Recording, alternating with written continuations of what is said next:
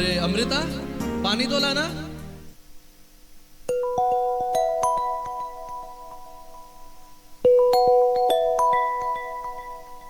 हो हो, नमस्कार साहेब, कसं काय? हो, मी पण बरा आहे. अजून सांगा, काम झालं ना आपला? बरं बरं बरं. अरे काय नाही, पेमेंटची काळजी करूच नका. उद्या या ना ऑफिसला, या भेटूया, तिथंच पेमेंट घेतो मी. बरं काय? हो हो, ठेवतो हा. चला. अरे हाँ, वो पेपर्स जो मैंने कल दिए थे वो संभाल के रखे ना? हाँ बाबा, रखे हैं. मैं क्या कह रही थी, हाँ, कल सोनू के स्कूल में पेरेंट्स मीटिंग है, तो हम दोनों को साथ चलना है. ओ नो नो, मैं नहीं चल सकता, मेरी बहुत सारी मीटिंग्स हैं. एक काम करो ना, तुम ही चली जाओ. हेलो, केम छो जिग्नेश भाई? मजामा?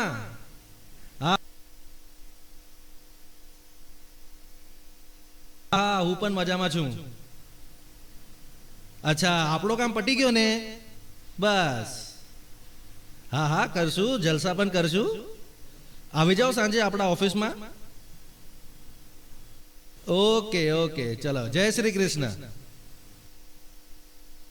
ઓહો સોનુ બેટા, good morning. Come come. Be with your mum બેટા, I am busy right now. Okay.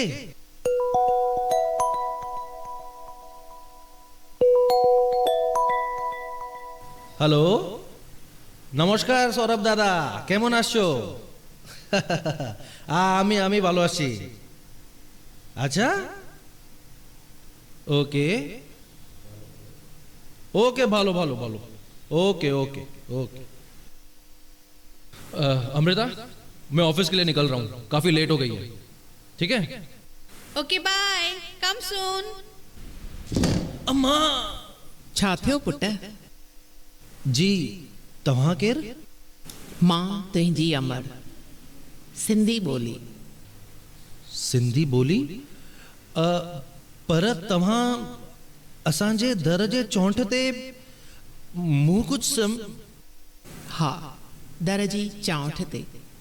छो त तव्हां मूंखे समाज मां ई न, पर मूंखे पंहिंजे घर मां, पंहिंजी ज़बान तां बि लाहे छॾियो अथव. इन करे मां उन हर सिंधी घर जी चौंठ ते वेठी आहियां जेके सिंधी त आहिनि, पर उन्हनि जे घर में मुंहिंजे लाइ जाइ कोन्हे. जी, मूं कुझु सम्झो कोन. पुट, तूं हाणे फ़ोन ते अलॻि अलॻि क़ौम जे माण्हुनि सां उन्हनि जी ॿोलीअ में पियो ॻाल्हाईं.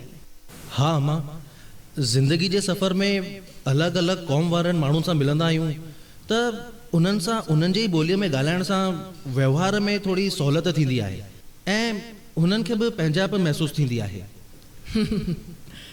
पंहिंजाइप महसूसु थींदी आहे. मां ॼाणां थी त मुंहिंजे औलाद जी दिलि विशाल आहे. हू घणनि ई क़ौमनि जी ॿोली ॻाल्हाए सघंदा आहिनि ऐं उन्हनि जी दिलि जीते सघंदा आहिनि, पर पर पंहिंजो घरु. जी, मतलब? हाणे ॿुधाए, तूं जंहिं वक़्तु फ़ोन ते मराठीअ में पियो ॻाल्हाईं त साम्हूं केरु हुयो? मराठी? बंगालीअ में पियो ॻाल्हाईं तॾहिं? बंगाली. ऐं गुजराती में पियो ॻाल्हाईं? गुजराती. ऐं तूं जॾहिं हिंदीअ में पियो ॻाल्हाईं पंहिंजे घरवारीअ सां त साम्हूं केरु हो? ऐं अंग्रेज़ी में पियो ॻाल्हाईं त साम्हूं केरु हो? छा तुंहिंजो पुटु अंग्रेज़ आहे या तुंहिंजी घरवारी गैर सिंधी आहे? अलॻि अलॻि क़ौम जे माण्हुनि सां उन्हनि जी ॿोलीअ में ॻाल्हाए उन्हनि जी दिलि त खटो था, पर जिन सां तव्हां दिलि सां जुड़ियल आहियो, आत्मा सां, खून सां जुड़ियल आहियो, पंहिंजी सिंध जी मिटीअ सां जुड़ियल आहियो, उन्हनि सां पंहिंजी मिठड़ी ॿोली नथा ॻाल्हायो. वॾे शर्म ऐं अफ़सोस जी ॻाल्हि आहे जो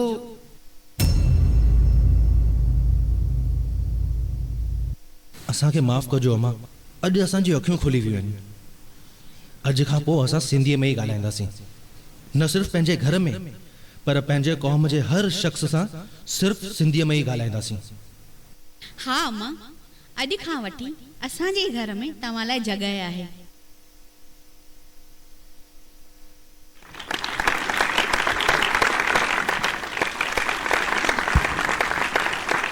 मां हमेशा ॾियरी रहंदसि तव्हांजे विच में जेसिताईं हीअ दुनिया आहे तेसिताईं सिंधी ॿोली सदाईं अमर रहंदी, सदाईं पाण